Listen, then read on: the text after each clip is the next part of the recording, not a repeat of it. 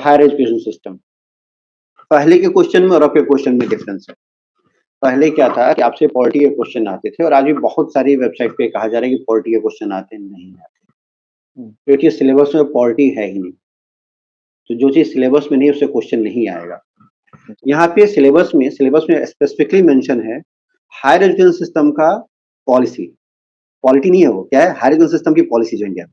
लेकिन इसमें एक इंपॉर्टेंट पार्ट जोड़ा गया है, एंशिएंट इंडियन एजुकेशन सिस्टम। उससे हमेशा एक या दो क्वेश्चन आ रहा है, ये ध्यान में रखिए।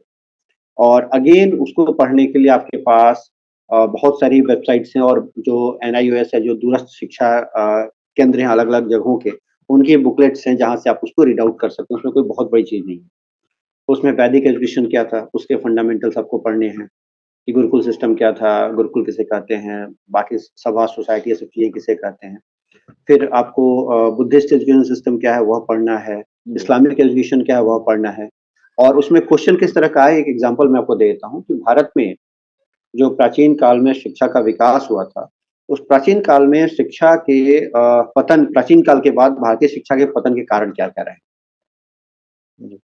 ठीक है, तो इसमें ऑप्शन में था कि इस्लाम का प्रभाव और बाकी सारे ऑप्शंस भी थे। तो आपको बहुत स्पेसिफिक होकर सोचना पड़ेगा कि इसका आंसर क्या होगा। आप तभी कर सकते हैं जब आप फंडामेंटल्स जानते हैं। इसका कोई शॉर्टकट नहीं हो सकता। बिल्कुल। इन सब चीज़ों का कोई शॉर्टकट नहीं हो सकता। जी। भारत और जो हायर एजुकेशन सिस्टम है, तो इंडिया में मॉडर्न हायर एजुकेशन सिस्टम कैसे स्टार्ट होता है? तो मॉडर्न एजुकेशन सिस्टम कहाँ से स्टार्ट होता है, कब से स्टार्ट होता है? जैसे भारत का सबसे पहला कॉलेज कोट्टायम में है, केरल में। तो आपको इस सब चीज़ों का थोड़ा-सा ध्यान रखना पड़ेगा। कोट्टायम नहीं, दूसरा शहर में भी, बट केरल में है। भारत का सबसे पहला मॉडर्न कॉलेज केरल में है और सबसे पहली यूनिवर्सिटी कलकत्ता यूनिवर्सिटी है। पढ़ाया यही जाता है, लेकिन एक बहुत मज़ेदार चीज़ है। कलकत्ता यूनिवर्सिटी के पहले बंगाल में एक और यूनिवर्सिटी एस्टेब्लिश हुई थी, जिसका ज़िक्र कहीं नहीं होता है। ठीक है? Biblical university. तो डेनमार्क के राजा ने उसके लिए पैसा दिया था और अंग्रेजों ने उसे स्थापित किया था। और उससे पढ़े हुए बच्चे जो हैं, पूरे अब नॉर्थ इंडिया में कौन पूछे, पूरे इंडिया की बात कौन करे, इंडोनेशिया तक ज़्यादातर जो पादरी बनते हैं, वो उसी यूनिवर्सिटी से पढ़े हुए बच्चे होते हैं। और यह चीज़ जो है, इसको लेके अभी मुद्दा चल रहा है कि क्या जो यूनिवर्सिटी का उसे टैग दिया हुआ है, क्या उसे कंटिन्यू रखा जाए या क्या किया जाए? तो ये भी एक बहुत इम्पोर्टेंट चीज़ है। तो हो सकता है फ्यूचर में उसे भी यूनिवर्सिटीज़ की लिस्ट में शामिल किया जाए, हटाया जाए, देखते हैं क्या है। तो पूरा यूनिवर्सिटी का पूरा नाम क्या है सर? ध्यान नहीं आ रहा मुझे, बिब्लिकल यूनिवर्सिटी करके है वो। बिब्लिकल। तो हाँ, वो मेनली जो है वो धार्मिक पढ़ाई के लिए है। अच्छा।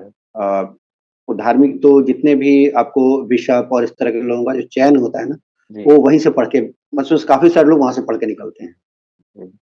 तो वो यूनिवर्सिटी भारत में सबसे पहले स्थापित हुई, जिसके बारे में मैक्सिमम लोगों को नहीं पता है। जी, तो नई जानकारी। वैसे ही गर्ल्स कॉलेज के, हाँ, गर्ल्स स्कूल की मैं बात करूँ तो देश का सबसे पहला गर्ल्स स्कूल कलकत्ता में एस्टेब्लिश हुआ था, आधुनिक ज़माने का।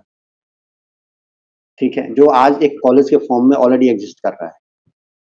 तो ये सब चीज़ें हैं जिन पे आपको थोड़ा-सा फ़ोकस करना होगा। तो अब गांधी जी बहुत महत्वपूर्ण हो जाते हैं हमारे लिए। अच्छा। जी बताएँ। बिल्कुल, हम सब बिल्कुल, गांधी जी का जो वर्धा एजुकेशन प्लान है बहुत इम्पोर्टेंट है। इसके बारे में थोड़ा-सा जानना चाहिए बच्चों को। ठीक।